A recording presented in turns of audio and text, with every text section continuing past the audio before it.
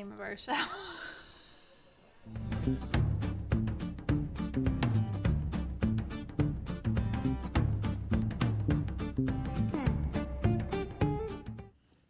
Hi, everybody, and welcome to The Large Glass. My name's Todd. I'm Terry. And this is the show where we bring you a new artist to talk about every week. How's it going, everybody?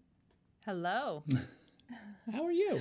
I'm okay. How are you? I'm okay. We're back. Yeah. We were sort of on vacation last week, and we had a lot to talk about. Yes. And I know that some of you, it was kind of funny because we threw a rerun up on the screen, and I put a big thing of text up there that said rerun. And some of you got it and some of you didn't, which was kind of fun. You were like, yeah, it was. You were kind of talking, fun. which was cool, but yeah, for what it's worth. All right, who do we good. got? We got Glenn LeVere, too. Hello. We got Jess Park. Jess Marsalis. Marsalis is Hello. here. Hi, everybody. Good to see you. Mom is over on Facebook. Now, that is strange. Jamie Foster's here. Okay. Boo Jazz is here. Hello. Right, this hello. is good. Hello. This is good. We got people. Yeah. Carolyn Thau is here. She says, welcome back. Hope you Thank both you. had a wonderful vacation. Thanks, Carolyn. Thank you. Lots to talk about. What do we got? Lots to talk What do we about. got? So, where do we start? So, there's a couple of really cool events coming up that we're going to be participating Yep. in. So, Todd and I actually were off today, and we did something we haven't done together in years. We went plein air painting. Yeah. Yeah. In the heat. Yeah. It was awesome. It We was had a really good awesome. time. Now, If you go during the golden hour in the morning, it's actually very pleasant. you know, So- it's funny. I'm doing a lot of work. I mean, my primary means of making, which many of you probably don't know, is in the area of sculpture. Although I also draw, I paint, I work digitally, I work with time-based media, so I'm diverse. And the funny thing about plein air painting is, even though it kind of harkens back to this very technique-based traditional mode of making work, there is something refreshing about it that feels like it gets you, I don't know, there's a reward there that I really enjoy. And being outside making work is also really nice. So yes, we go do this from time to time. Right. So, that's kind of a good thing. Now, why did we do it? Tell Now, everybody why. We did it because there is a local event coming up if anyone's in Hunterdon County on the 17th. We have a township borough close to us. It's actually the Lebanon Township Museum. That's curated by Gina Sampaio, who joined us for our 100th episode. They're having a plein air painting event where you bring a canvas, get it stamped, it goes up for auction. It's a fundraising event, yet some of the proceeds do go right back to the artist as well. So you could actually visit their website if you wanted to participate. There's also a second date on that on October 2nd where you show up again for the auction. So it's 2 dates involved, and you have the time in between the 17th and the 2nd to complete your painting. Right. They give a list of different places to go, all related to Lebanon Township and Hunterdon County. Their website is LebanonTownship.net. They have it right on the front page, and we're going to be participating. We're going to be in that. They're actually looking for participants in the age group of 12 to 17, which is something they don't have many of, but they have a student level prize. They have prizes for this. For the adults, I mean, you can win up to $500. And they have first student level place. prizes too, which is Yep. kind of cool. Yeah, so, it's really cool. So try it out. I'm going to win first prize, so I apologize for that. But you could get, something else, which is kind of nice. Yeah, I shouldn't have said that. that's okay. So Glenn LeVere says we should do oil on copper again, hoping the bears don't show up. Yeah, Glenn and I once went out and did some of this, but in a very, very traditional way of painting on copper plate. You treat the copper plate first, and then you work over that. And what you can do is you can scratch through the paint to reveal some of the copper as a sort of linear highlight to the work. And it's Yes. a real nice metallic kind. Beautiful stuff. Anyway. What else we got? We got some birthdays? Oh, we do have some birthdays today. There's a lot of birthdays. Alex Gross is celebrating a birthday. Happy birthday, Alex. Happy birthday. He joined us in an earlier episode. We loved having him on. We did. And Amy Sherrill is celebrating a birthday today. Nice. Yep. Love her work. We also Wish she would have come on the show. I know. We actually did invite her. We I did. just kind of got lost in the shuffle, I'm sure, of her many requests. We have asked the gods of the art world to come on, Yes. Amy Sherald Yeah. and others. Yeah. And some said yes. yes, Yes. they did. Yeah. We have had some of the gods on the And show. some haven't gotten back to us yet, so It's okay. that's okay. It's okay. Jacques-Louis David is also Nice. was born on this day. Yeah. Born on this day. Born on in- this do you day. remember the year? I don't. And then long time a ago. long time ago. And then Art Crumb. It's his birthday as well. Oh, Yeah. sweet. Yeah. So lots of birthdays. Good. And was there something happening with Whittemore that you wanted There's to a mention? lot happening. So 'cause what's going on there? Well, their September catalog is kicking up, so they're going back into events. They do have an art show, and Kathleen Thompson is going to be involved in that. That is on September 24th, 6 to 8 o'clock, Quietude. That's the first thing. They also have a lot of sculptures present in their sculpture garden. They have a fall installation, Four Seasons by Ellie Porter Trubert. The unveiling is coming up in September. And of course, all their classes are up. I know that they're having a farm to table kind of event, but they have 4 tickets left. That one's almost sold out. So, That's a great event. You Yeah. should definitely check that out. yep, WhittemoreCCC.org. Yeah, check them out. Get a seat at that table if you can, if you're local. And if you're not local, come out for that. Mom says your son has my computer. Oh, that's because you're on Facebook, right? My son, who is really, really good with computer technology, is fixing my mother's computer. So she's without technology. Pumpkin Audrey is here. Hello. How's it going? Nice to see you. So one thing as we get towards introducing our artists tonight that we are noticing, and okay, so our regular audience is very familiar with all of our technical glitches that we've had throughout the decades. We're having one right now. We're having one right now, and it's not resolving. It's not resolving So at all. we're having a little bandwidth issue with our guest Oh, tonight. wait, just 1 second. Oh. Carolyn is correcting us and saying Ellie Porter Trubert's unveiling is in October. Okay. Oh, sorry, Carolyn. Yeah, Thank on you the for that on correction. the calendar on the website it does say September, but that's okay. Gotcha. Yeah. Gotcha. Okay, so it looks like Susan has moved into another location, probably right on top of the modem, I'm guessing. Yes. Okay, good, good. Things seem to be getting better. That's a good sign. That's a good sign. So I have to say, I think tonight's conversation. Wait a minute, we didn't drink. We didn't drink. We Let's gotta drink. pour our drink, Susan. Yes. Hold on a second. Yes. All right, hold on. Yeah, and Pumpkin Audrey says big thunderstorms. Yeah, that could have something to do with it for sure. That could be. All right, so tonight you're having one of the two chicks vodka, lemon, strawberry, and basil. And basil. Very summery. Oh, Very ice. summery. Ice, Yes, ice. please. Ice, baby. Please don't do that. What's everybody drinking? Yeah, what are you guys drinking tonight?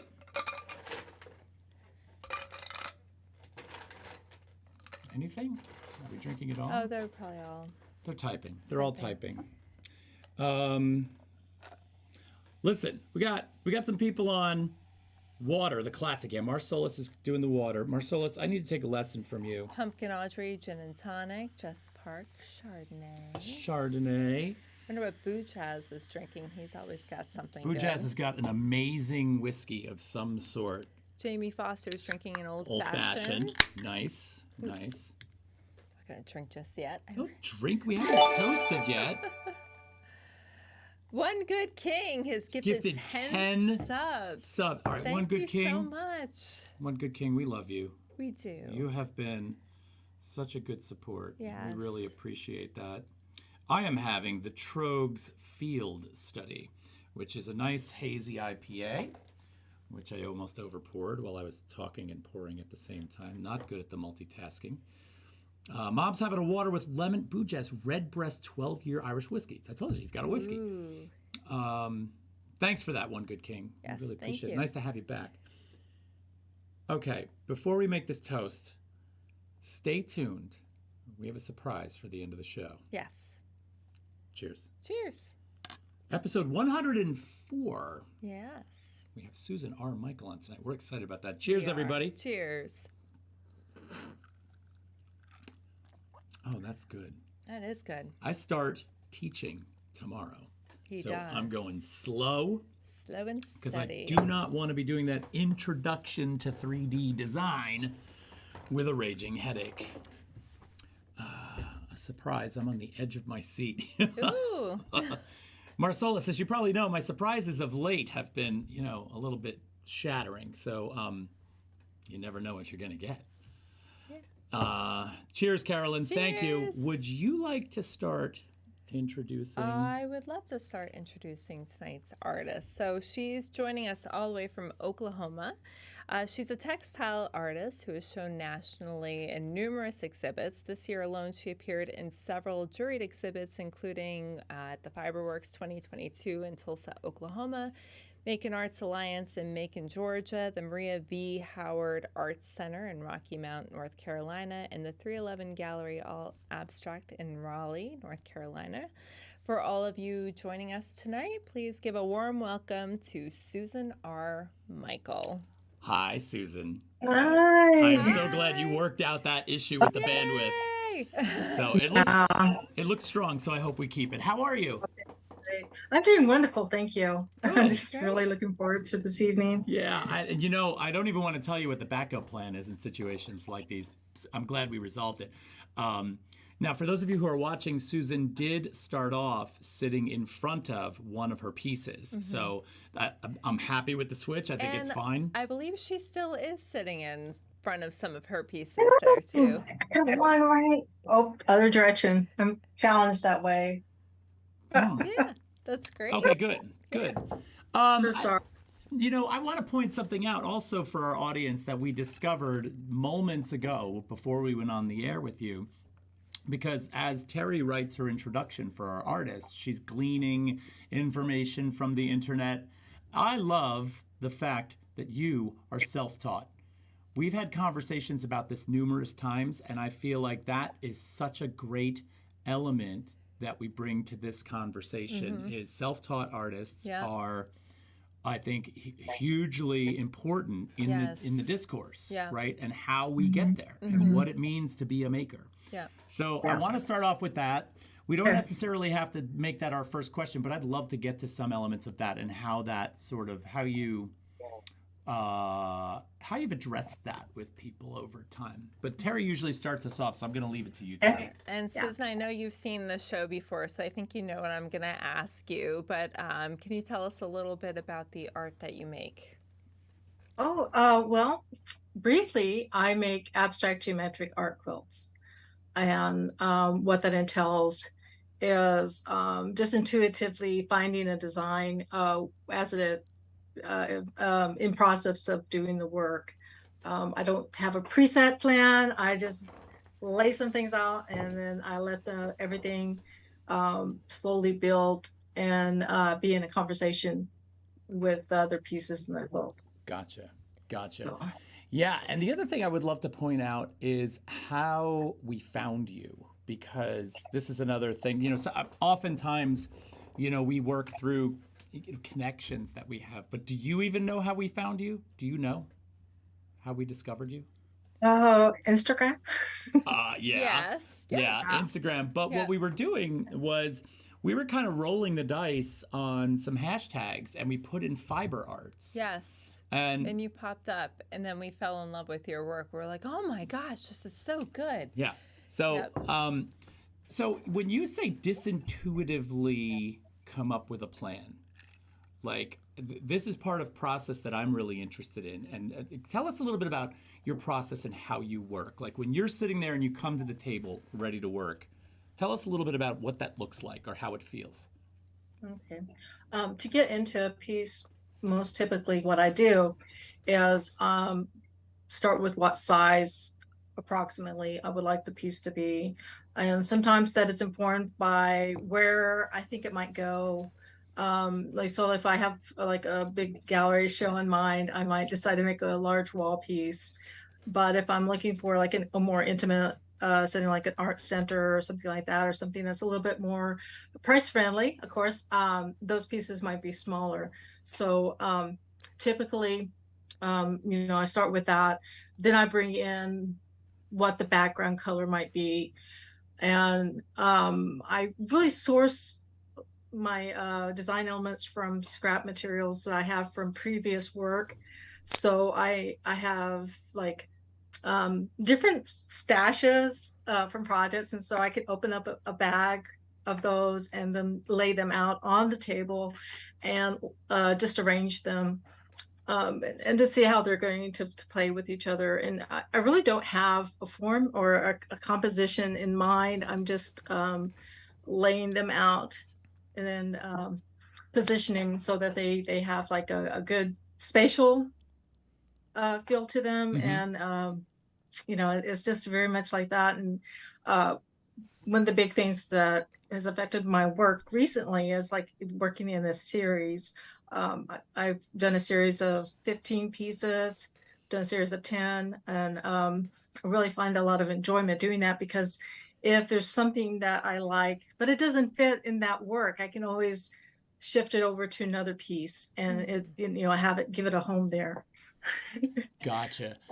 But it's very just relaxed and chill. I used to be very uptight about being very precise and very um, just like, you know, all the straight edges and all the straight corners and all the seams matching and things like that, as you know, what is valued in like a really high quality oh excuse me in like show quilts and things like that. You know, it's very precise.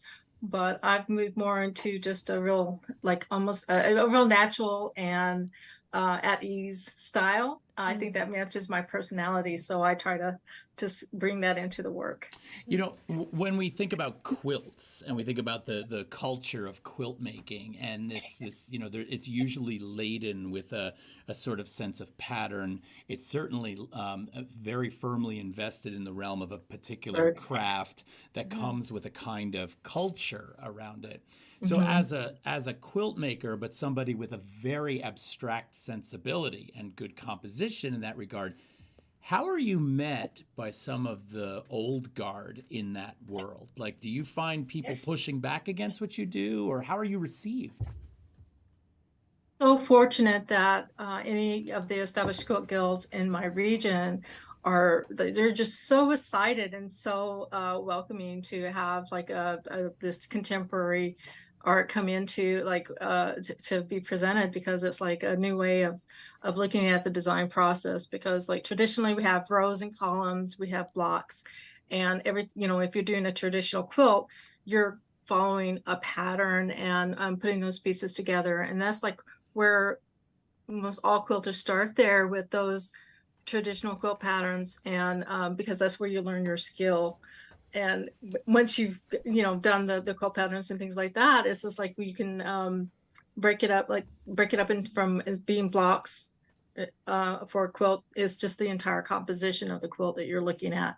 So it's not been challenging at all in that regard. I thought I was going to have more of a challenge with like getting seen my work seen in art spaces because of what my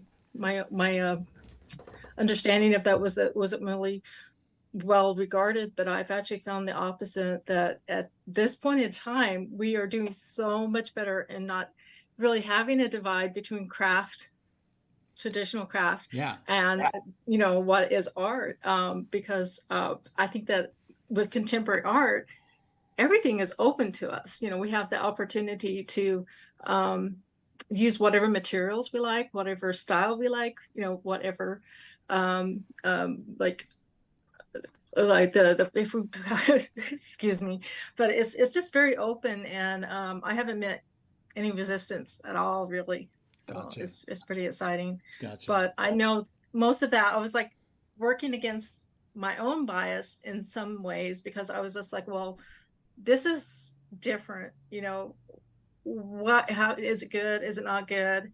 And just really having to learn that I have to trust the process of this form that I'm taking, and you know, rely on just knowing that it's going to work out. You know, if you can work, all the design issues will work themselves out as you're in process of it.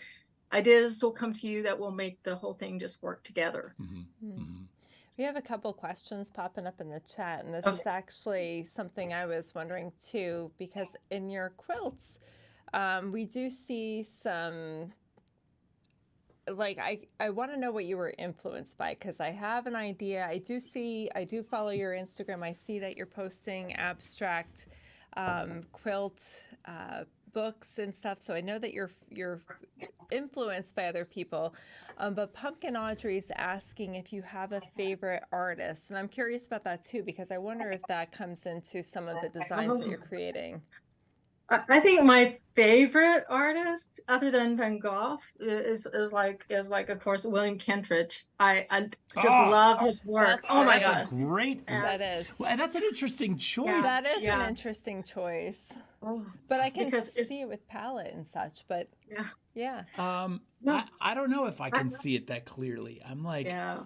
but oh, well, wait a minute. Well, Go I ahead. go like all the intellectual stuff. I dig all that stuff, so Well, much. And so I kind of like, I look at many, many different abstract artists and I just try to get all the information I can because they feed my soul. It's just like mm, abstract artists speak the same language I do. They make whenever they hear something that they're saying, I'm like, yes, that's exactly it. You get it, you get it, you get it. Whereas like, okay, in fabric art, I don't always get that same sensibility because I'm like, it really matters if this small piece of fabric is here or if it's here.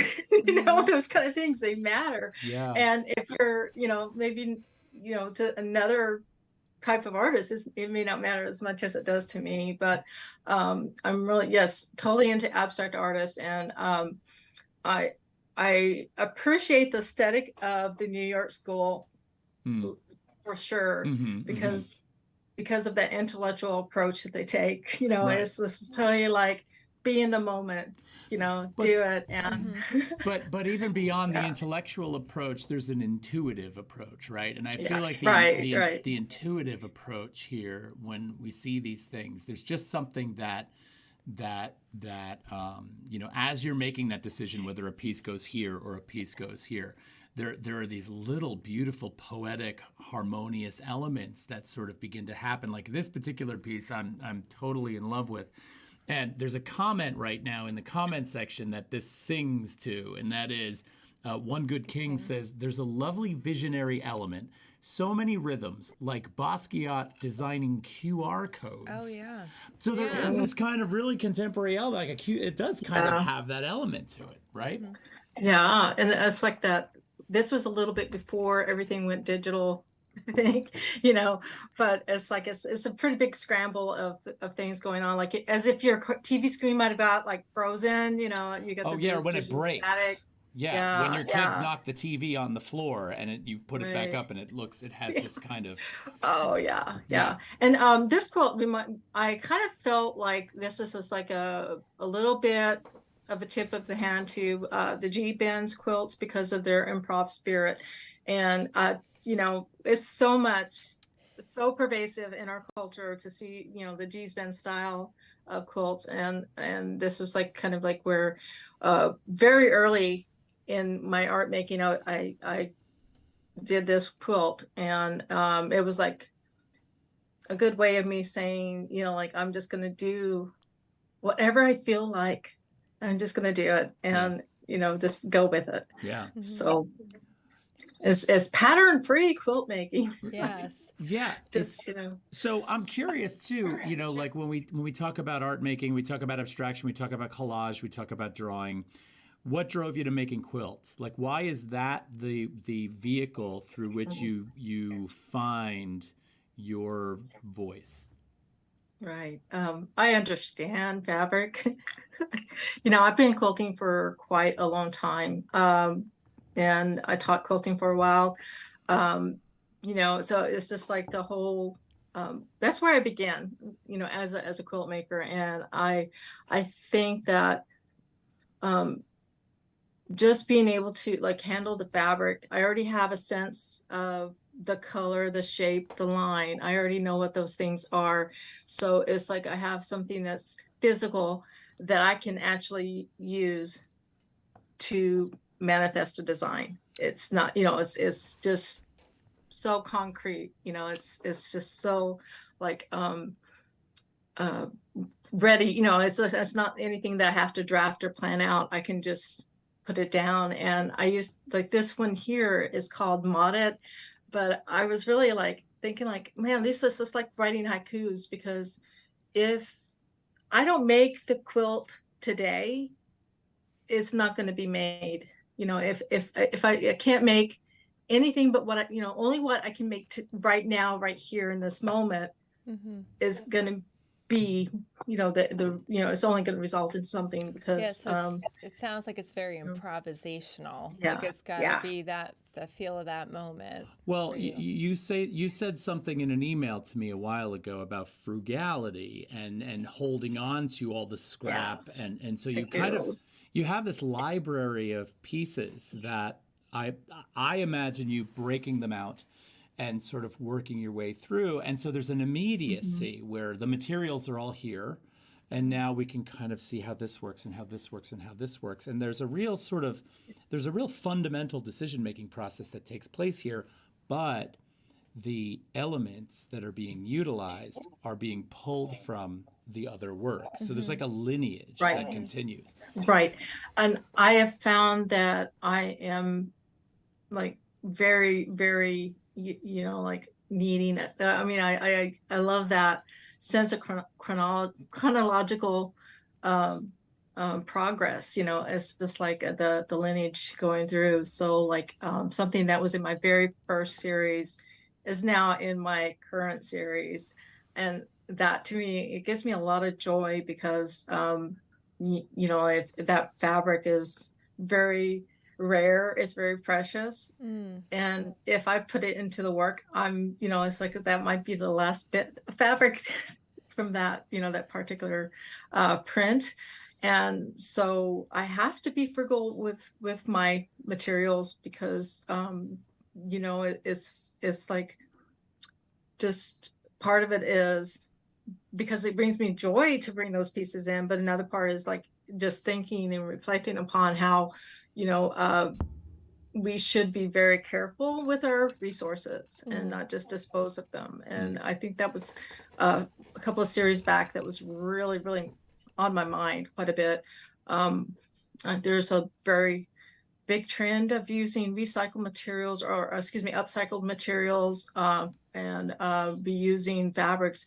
I sometimes reuse fabrics, I mean, or, you know, upcycle them, but mainly it's just from the library of fabric that I have Mm. is what I'm working with, you know. So it's, but I'm very uh, careful with my pieces, and it's one of part of it is like now it's like more of a design choice that I'm making, because I'm like I realize how um, just how much I enjoy having that very small, uh, tiny speck of fabric, you know, in a quilt that has large scale in it as well. Yeah. And it's just very exciting to have that varied scale in a work. Gotcha. And it's so it's now it's just like working with something that has um, you know, like a 5-inch square and a small 1/4 inch square.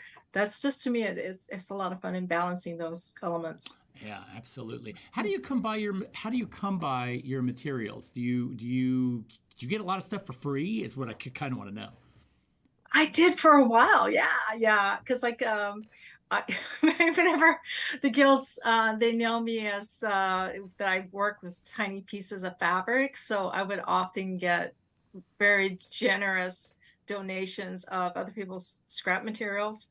And it's just like that was like a really cool way of like rescuing the little fabric pieces, you Mm. know. So Mm. it's yeah, but at this point in my life, I probably have more fabric than I need.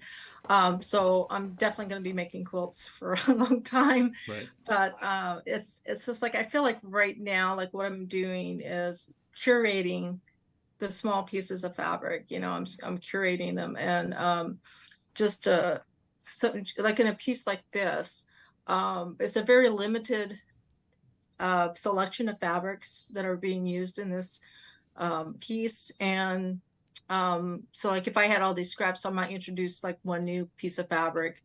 But oh, I should say that typically my background fabrics aren't scrap fabrics. They're like they might be the something that I have to actually to intentionally use. I have to buy new fabric or something like that. But the other pieces are most likely they're just scraps of fabric that I have. Gotcha. So Gotcha. Was I running over you? Did you? I'm looking over. There's a couple more comments Yeah. coming in. Marsalis says, definitely see the Frozen TV. There's a huge visual connection to tech in these. Yeah, and she also says she loved the florals mixed in with that other one back there. My mother, who is watching, wants to know if you use batting. Oh yeah. Yes, it wouldn't be a quilt if it doesn't have batting in it. It has to have 3 layers. No. Let's explain that. Let's explain that to people who don't know what quilting is. Like, let's give that. All right. So, yeah, all you naughty artists not putting 3 layers of fabric. No, I'm just kidding. So, the top piece is typically pieced, and then there's a layer of batting, which is usually it could be a cotton or wool blend, but that is what gives the suppleness to a quilt. I use a very thin bat, which is just like a very, very skinny bat. And so the layers will compress quite readily, but there are different layers of batting. So, and then the back layer, it can be pieced or it can be a whole piece of fabric. The stitches hold it all together. And I often like just use a straight line to piece mine because I really want the design of the piece to be what is most important. You know, and this is like this quilt here was one that wears this like really just, you know, it's kind of a mix of like having that the typical idea of like pieces, you know, they're all stuck together, they're close, they're all joined together, but then also you have that separating of pieces. So this is like an example of how I would lay pieces out on the design table. And, you know, it's just like that spacing actually became very interesting to me instead of joining all the print fabrics together just to leave space between them, because I thought that was really an interesting way of showing how I would design something, how I'd put something together. So I just kind of, I'm still in that phase right now of like leaving things open. Right. Bujaz just popped in. He says, I feel like this is the exact opposite of AI-driven artwork, like an organic manifestation of digitization. Actually, Bujaz, I'm really glad you mentioned that, because John Park, who's another member of our audience, has been sending me all this AI-generated stuff through Dolly. And we've been talking a lot about how AI generates images. And I love that you're bringing this up as the opposite of that. Organic manifestation of digitization. That's a lot to swallow, but I really like that because it talks a lot about Susan's sort of decision-making process. So Susan, I have something I've been thinking about since we started, talking about this, and this isn't something that it kind of came to me a little bit organically. But the culture of quilt making, I'm going to relate that to tapestry making, because I'm assuming that these sort of live either hanging on a wall. But what I love about them and what I feel is so different from painting here is that you have sort of moved that composition from the world of painting into the world of objecthood. A tapestry, like a traditional tapestry, could denote a pictorial scene. It could sort of convey a narrative, and it would hang on a wall. But the difference between that and a painting is there was an objectness to that. Now, what that means, I'm not necessarily sure I know. However, I think it directly references the notion of the making. A tapestry's making has a physicality to it that you think about the artist's hand. Whereas a painting, you're supposed to forget the artist's hand on some level, right? One at least that conveyed something. And quilt making, to me, the tradition of quilt making, there is something about a tradition of passing something down. There is something about a tradition of an exactitude and a skill set that is passed from generation to generation. I know quilts are really coveted things, especially if they come from 150 years ago or so. I really am interested in the way these connect to the world of visual imagery, but as objects. That's a weird thing. I don't know. Did I make any Yeah. sense? Oh no, that's really interesting that you're on this piece because it was about like you know the I'm not making an Oliver Surface design map. Actually, this is Contemplating is the name of this piece. yeah. So it has like these elements are not a flat surface. These elements are squares.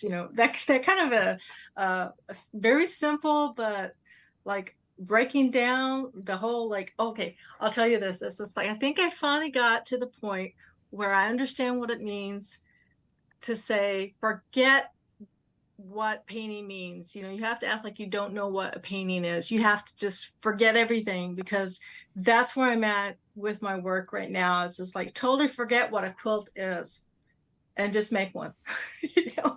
And so with this series that I did, a lot of the pieces, they just kind of perplexed me. And I had to learn to just accept it. And like, what is your intention in this work? Did you meet your intention? Mm-hmm. You met it, you're good. Nobody can say anything bad about it because I know it's exactly the way it's supposed to be. Oh God, I Yeah, love that. And I love feel that like too. on some level, you probably even defied your intention because the discoveries you made as you moved through it, but that's also part of your intention, right? So it Right, is exactly right. the way it's supposed to be. Yeah, and it's absolutely about trusting the process. So if I'm working from an intuitive space in my head and just like, like I'm going to let these pieces do what they want to do. I want to straighten that thing up so bad. Oh, it does. No, I don't get to do that. Because my intention is let the fabrics be what they are. Right. you know? Right. And so it's just like it's one of those things about learning to trust the medium, the fabrics, whatever materials you're using. You understand them enough that you can trust them. So after doing this series, it's just like, oh man, I can do anything because I Yeah. totally just threw everything out. I'm just totally like everything is acceptable. It's acceptable to do it. And of course we use our critical eye on our work. We measure, weigh it, see if it's working from a design concept. But just the whole like Ellsworth Kelly or any of those other abstract artists, you just kind of get like it is what it is. It's just what it is, and you're like, okay, I got it. I understand it now. Yeah. Okay. But I feel like the groundbreaking element in this for what I see in your work is that you did this in a realm that we wouldn't typically see Well, that. yeah, the whole concept of quilt is challenged, right? Because we understand a quilt is a blanket and an heirloom and something that covers, something functional, something that keeps us warm. And when we're looking at this, that actually defies all of those things because that's when it becomes more of an object. Yeah. This is something that's usually placed up on a wall. We understand intuitively looking at this, like I know that I'm not going to put this on my bed and cover there's something different about it. And that to me is So what I was going to say is, Susan, you sent me an email, which I keep referencing. And what I love about it was one of the things you said in there was not chipping away the roughness, letting the roughness remain. It represents acceptance of flaws, but not as flaws. It's looking at the nature of something as it is, as being absolutely exactly perfect. And I feel like that comes from a kind of release that you give the piece permission to be what it's going to be, right? Right. And the expectation that it has to sort of be a thing for you on some level isn't even there because you've kind of pushed the boundaries of this medium into a new place. Okay. Right? I mean, Yeah. The only reference I would have for myself is that I don't see any other work like this. Whenever I'm looking for something, and it's just like, oh no, I don't know know how to feel about it. But then it's just like, you live with it for a little while and you're okay, yeah, it's good, it works, it works. But that's the continuous, the guessing or like the stretching, the pulling that we do as artists. It's just like I said, I look at many artists all the time, too many things. But I look at sculptures and glass blowing and other mediums as well. But I don't copy those things. I want to take them in and enjoy them. And then, here I am with my little preset bag of selected fabrics, my palette, and they do the work. It's really trusting the pieces to do that. And I have a few things that are more figurative, that are more like, because I was just like, I want to do something that has more structure to it. I want it to be like the actual object depicted. And that was kind of a very different place to go to, but I really thought, that's like something I would like to explore more as well, in the future. Do that one. It's just, Well, it's there's- crazy stuff, There's man. It's- one down here. Terry's trying to find one of these figurative Um, ones. She's got a few in here that There are. I'm just trying to remember if I'm remembering it correctly. Like this one here. This one had to do with coffee, I believe. Yeah. but it has a figurative element too. It does. Right. And it scared me a little bit because I'm like, I don't do figurative. What's going on here? But it's cool. It's kind of Oh. abstract. I'm not supposed to. No. Then this is what you have to do is just like, I was playing around with these shapes and this is the way that they laid out exactly, except for one piece that I just kind of turned sideways. And I'm like, wow, it just made itself, it really does Yeah. happen. Yeah. But that was something called This Machine Makes the Coffee. And I love it. And I'm like, okay, so it is possible to make work that just makes you happy. Oh my gosh, because most of my work, in the past, I've always been very like, every single thing is a decision. Everything is hard. Everything is like, and then you have to go back to like, well, it's not hard actually. You just trust yourself. You just do it. It's not hard. Oh, it's not hard. Okay. Yeah. But I'm always talking to myself about things like that. I think finally, after I've been making work for 5 years for exhibitions, and I think I finally got to spot like, well, oh wait, you don't have to make it hard. I mean, it's not hard. It's a joy and it's great and it's wonderful and it's fun. And take a breath and don't overthink it and just let it be what it's supposed to be. So I'm curious. We talked earlier about how I'm in love with the fact that you're self-taught, and I'm curious, like, what are some of your regiments in terms of, like you know who Ellsworth Kelly is. You have a really good background in terms of looking at other art. What are some of your routines in sort of recharging your batteries? Like, who am I going to look at now? What do you do? Well, I absolutely love watching art lectures on YouTube. It is my thing. I like watching the large glass. Oh yeah, sure. It's like, okay, so when I'm working, I either have, there's one or two things. I'm either piecing or I'm quilting. So if I'm piecing, I have to pay attention to what I'm doing. So I might let something run in the background that's like an old movie that I know, and it's a radio show. I don't have to watch it. I just listen. But if I'm, so I have to have my attention on that. If I'm quilting, I could run something more engaging, So it's just kind of like I'm trying to remember like what I was listening to. I've been trying to listen to more music since I've been watching the large glass whenever I'm making. But most often it's art lecture, that I've got going. Well, you bring up music, and I was going to ask you about that. And our other regular watcher, John Park, who is a music aficionado, I know he's not here tonight, but I know he would bring up the musicality element to these, whether it was the sort of loose reference to what seems to be musical notation, the rhythmic nature of what's going on. But how does music impact what you do, if at all? Well, I listen to a lot of music when I'm driving, and I listen to music in the evening.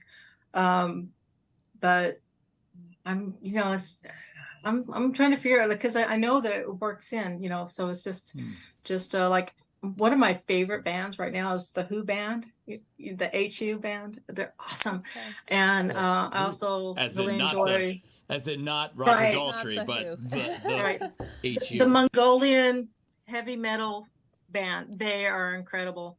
And Hold that on. was something that last year, I think it might have been 2 years now. I heard one of their songs and I was watching the video and I was just totally overcome with that whole, like whenever you come across something that is so inspiring and so strong and so much affects the culture, and it's just it inspires you to want to do that yourself. Oh my, I want to make something that's going to inspire the culture. And realistically, I know, my influence is going to be small, but I'm like, I'm definitely going to make an influence on my culture, through my work. And so my trying to just make original pieces of work that have a sense to me of like this progressive thing away from traditional quilting into the contemporary, into the future, that kind of thing. It's just like, as I'm so positive that like it's like artists who are making work right now, you are the culture. You're not part of the culture. You are the Yeah. culture. Yeah. It's just Yeah. because we're the ones who are making the art, and it's just like, so it's up, whatever we're doing, that is the culture. So that kind of just changed my perspective on some things and gave me a little bit more of the whole, whatever it is I'm doing, oh gosh, it's important, it's relevant. It Yeah. doesn't matter if only 100 people see it. It's okay, it's cool. I have affected the culture because I am in it. Gotcha. So it's just really, it's like it gives you strength whenever you think of your art that way, because it's just like whatever you do, it's relevant. Right. It's relevant. I am pretty certain One Good King just put a Spotify link in the chat to the Who band. I'm going to click on it on another computer that I have silenced, but I just want to see Oh, thanks. What it because I looks want to like. see The where Who did it band. go? This sounds fascinating. Yeah. So I love this thing you're saying about how we are the culture, we're not part of the culture. And, one thing I want to ask you is one of the things I struggle with as a teacher is getting my students to appreciate curiosity and to look to places one would not normally look. They are, of course, all extremely well versed in TikTok videos and the current trends. And, they could talk about those all day long. But how do you get a student, or how do you get an artist, or anybody for that matter, to look to the obscure places where we typically would not look? Like, how did you discover the Who band? Like that. I mean, it's Yeah. like, where do these things come from? Right. Well, my husband is well versed in music. Let me tell you, he loves listening. And then I also have 2 adult children who bring in music, but it's really fascinating. It's just like I know that for myself, musically, I was pretty much, I had the bands that I've loved forever and ever and ever. And it's just kind of like whenever I discover something new, like I've got like Covenant, which isn't new. Oh, you won't be able to see that, but it's like Covenant Northern Light. That's one that I listen to a lot. And then oh gosh, I'm gonna tell mom myself, but I love the Beastie Boys. Oh yeah. Who doesn't love the Beastie Boys? How That's could you amazing. not? Yeah. But I'm all over the place, because but it's just like there are certain songs that help me to understand a little bit more about contemporary art. Because like I know that I don't like all music. No one expects me to like all music. I get it, I understand it, and it's the same way with art. You're Yeah. not expected to like all kinds of art. Right. Right. So it's and it's just like, also like there's certain songs you hear it and you're like, this was a perfect song for me to hear today. It's perfect. And it's like that with art as well. So there can be points in your life whenever a certain piece of art just doesn't mean anything to you. You're going to pass it by. Who cares about that? But then you're going to come back to it maybe and you're looking, wow, that's exactly the piece of art that I needed to see today. So that's what contemporary art is to me, because it's just like it's there for you when you need it. It's there. And so like whatever emotion you're having or whatever experience you're having, you can find a piece of art that hopefully we can find a piece of art that really sings to us. Right. And I'm just like really grateful for kind of getting that, because it's just like, I wasn't going to listen to the Beastie Boys 10 years ago. Oh, no. I was listening to other stuff. I was listening to my music. I was listening to Pink Floyd and stuff like that. But now it's just like, oh, it totally makes sense, especially, you throw in some Moby, which, some of the songs are really great. Some of them aren't, but I don't hate all of them. Now I don't hate all of, Right. now I like some of the music. So that has helped me quite a bit, just in like viewing, considering how I feel about music has actually helped me about how I feel about art, and so it's just like, and it's also given me a very clear understanding of like, well, yes, everything is permissible. You can do whatever you want in art because it's contemporary art. You can do it, and you don't have to even expect that everyone's going to like it. And I'm just like, that is just so freeing, because then I can just totally make the art that I feel like making that day, and Right. and just be fine with it, and I'm a little fortunate because I'm not directly in the view of the art world, which really has that much to do with anything in my life. But I'm aware of the art world. I know it's out there, and I do view it, Well, but I don't. You say So, something really interesting in there, yeah. though, in that, when you're talking about how music will come to you when the time is right, you're going to be listening to this sort of thing that speaks to you at the moment it speaks to you. To me, that lines up exactly the way your decision-making process goes in your quilt making. Is there are decision-making processes. And, this notion of that, with contemporary art, we can do anything we want. Okay, that's a very loose way of saying, yeah, Right. but some of us make the decisions in that looseness better than others. And so when I look at you picking a traditional medium that you're going to bust all the rules up about, and you're going to bring in this whole new thing into that realm and kind of be a visionary, that's a really incredible thing. Then on top of that, you're making fantastic choices in that space. Like I'm kind of enamored with that. I really appreciate that. Well, thanks. I I appreciate don't that. I don't want to gush Yeah. on this stuff all over Yeah. the place, but it's Yeah. Yeah. It's really amazing stuff. So we're running down to the end here. Do you have anything coming up that you want to tell the viewers about in the near future? Oh, well, I'm working on a new series right now, because I just now finished my work that I had slated. And so I'm going back. I've got a few pieces that I feel are like more substantial. Well, they're all, I have to finish, excuse me. Speaking past and present. So I have some pieces that I've already slotted to finish, but then after that I'll be making new work. So I'm really excited about just kind of like closing out all this past year, or the COVID season goals for the last 3 years, pretty much, and just getting on with something different and new. Gotcha. It's because like I've been doing small wall hangings, and now I'm getting back into doing the large pieces, and I'm hoping to do pieces that are like 75 or 80 inches, Wow, that's maybe great. 80 by 80. We never covered how big these are. We never talked Yeah. about how big these are. Some of those white pieces are pretty much like a poster board size, like that piece and the Contemplating Zen. Their pieces I specifically chose poster boards because they were awkward size, because it was an awkward size, it's awkward, this, and now I'm going back to, then that's the only set of pieces I've done that have been almost the same size. But you want to get bigger. yeah, I'm going to the more of a mural, like a fabric mural piece. fantastic. And so I've got like 5 of those that I'm working on, and they might be considered to be bed size or something if we go back to quilts. Right. But they're just wall hangings to me. So, I know I'm a textile artist, but I really do self-identify as a quilter, and it doesn't bother me at all to be called a quilter. But I'm more of I'm a scrap quilter. So Gotcha. that's how I approach everything.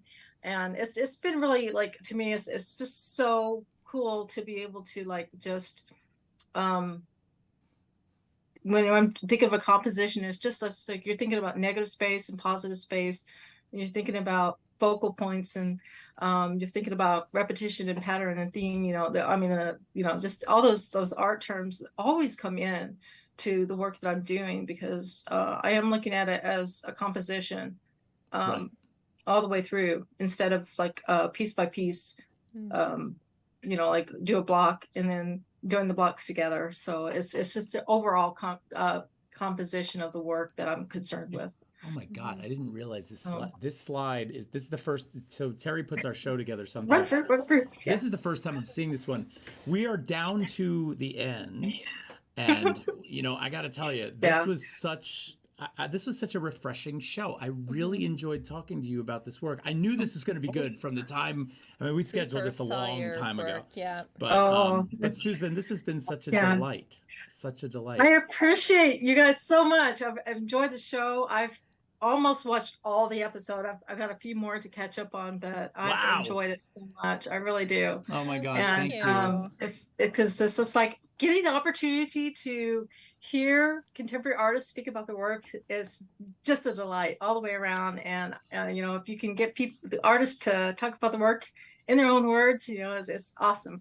So Mhm. Well, we really loved hearing yours, but thank you so much. We Yes, hope thank to you. kind of stay abreast of everything you're doing in the Yes, future. yes, and we So- have Thank you. some Instagram. Oh, yeah, We're shoot. I just forgot gonna to put put that up there. some banners So if on you there. want to follow Susan on Instagram, definitely check out her Instagram at Susan Sparks Michael. That is the best place to go and see what she is up to. Susan, thank you so much for joining us tonight. We'll be talking to you soon, all right?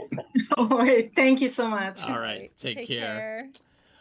All right, popping back over to the main. Sure. That was awesome. That was awesome. I have to say, like, one of the things, I remember way back when Andrew Cornell Robinson talked about this notion of being at a New York event, Yes. and you say to someone, you're a potter, and it's a conversation killer. Yeah. And then, we're about to present an artist who works in the world of quilts, but I don't care that that's something I that look people. at it more like a tech. I mean, I do, but yes, if you throw a word or a term out there and you try to cement them in a certain As a sculptor, medium, that's not good. to me, materials are on the table. Materials, Right, it's on the table. And if textiles, yeah, yeah, So I'm a champion of that. yeah. I love that. I agree. we It's should awesome. put on our closing music because Ooh, I love the closing closing music.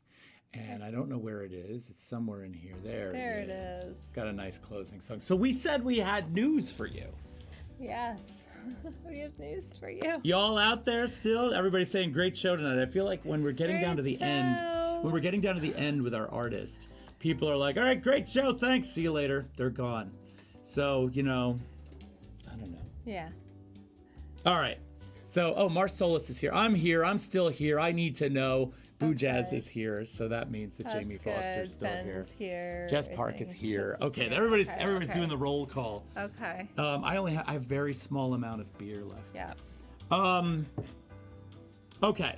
By the way, David Backus chimed in. David, I didn't miss you. Yes, he said we see late, you. but I'm here. So One Good King says great show. Thank you. Okay. Okay.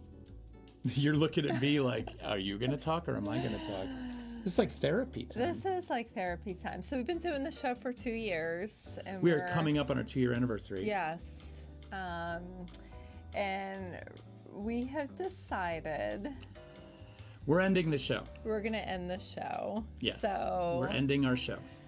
yeah, And this makes us very sad. it does make us very sad. And in the week that we had off, we spent a lot of time discussing where the next move was going to be. yeah. We threw everything on the table. We were talking about making the show longer. We were talking about making the show shorter. We were talking about how we make content, and it was tough to come to this decision. One of the reasons we're doing it is because as artists, which we both are, and a lot of people don't know that, our ability to somebody who just said that. Ben Hagenbush is like, you can't. By the way, Ben Hagenbush earlier said to Susan, listen to Prong. I think that's a great idea. Actually, I love that idea, by the way. But one of the things that this show, which we love making, has stopped us from doing is making our art. Now, the Jess Park says this is a very early April Fool's Day joke. It is. Let me tell you what. Every single one of you out there that's commenting in the chat right now, we are pained We are pained to tell you this because we've- you have been here. all the time. And we really do appreciate that. And we love this community. We love coming here. During the pandemic, it was such a great source of conversation when it was really shut down. So, but the way I see it is that it's been a good run. It's 2 years. We've had amazing artists on. The videos live on, and you guys are all part of it. And, you know, maybe this means something better. Usually when one door closes, another one opens. And So, that's what I was going to say. But One Good King says, so deeply grateful for your both. Thank you, One Good King, and we're deeply grateful for you. Ben Hagenbush says, go back to Studio Sunday. Well, Ben, that's actually a really interesting point because I would like to continue to make content. Now, whether that's live stream content or whether that's YouTube content, I'm not 100% sure yet. But as a teacher and as a maker and someone who's deeply invested in how to make things, I know how to make a lot of things. I want to share that with you. So I may go that route. We'll see. Jamie Foster says, I completely get that you guys have to put your art first. Yeah, precisely. Getting out there today and painting felt really good. it did. Getting on here tonight and telling you that we would be ending. Now, hang on. Before you take off, realize that we have two Two more shows to go. episodes, and we have live artists lined up. Live for both artists of for them. both of those shows. So Yes. next week we have Derek Hafar. Yes. And I'm telling you right now, you're going to love He's that show. amazing. He's And- great. And then we also have Carol Pelesian on the following week. And so- Carol, I swear to God, if you're watching right now, I'm sorry I didn't tell you you'd be the last show that we're doing. Yeah. No pressure. It's going to No be pressure. amazing. It's going to be amazing. You're a fantastic person to talk to. So anyway, that being said, it's time to sign off for tonight. We love every single one of you out Yes. there. Marcella says, but I just got here. And she also says, you got to put yourself first. All these surprises hurt, but they're necessary. Agreed. David Backus, such a great run. Thank you both for all your support. David, thank you for all the collaboration. Yeah, that was like, and I great. sent you an email. I hope you got that. And it goes into all those details. But thank you so much for that. Put a camera on you when you do art. Yeah, no, I agree. I think that's actually a good thing. Jess Park says, agree. So thankful to have found you and that we got to ride along. Yes. The Jess Park, John Park story is one of our favorite stories of this is. entire run. Yes. That we were found organically by them. We developed a friendship with them. They've come out here. We've hung out. We have to go see you. Yes. That's going to live on. That will live on. So And that's a good thing. You're all invited out here. Yes. All right. So we want to have you all here. Yeah.